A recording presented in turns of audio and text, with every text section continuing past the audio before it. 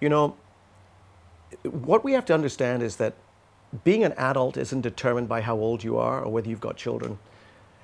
There's a degree of rational control you need over often irrational emotions. And if there's one thing children are really good at, it's pressing your buttons, making you irrational. And suddenly you're the one in the family who's being emotional all the time. And then you wonder why your children get emotional as well. It's important to accept that as adults, we have a role to play in showing our children how we marshal our emotions, how we keep them in control to deal with certain events and situations.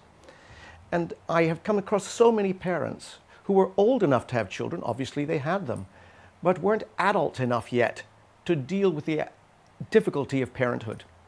So look to yourself and question this. Are you adult enough?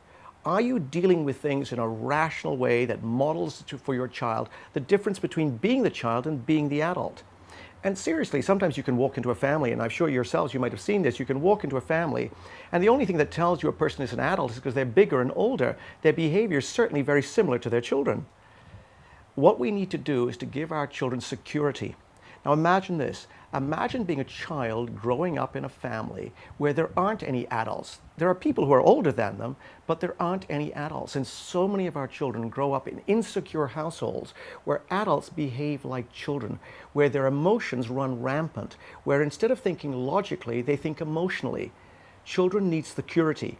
And the key element of security is that I, the child, am being brought up by an adult, someone who is modeling control of emotions by rational thought. Be the adult, be the person who does that. Monkey see, monkey like, monkey do. bananamana.com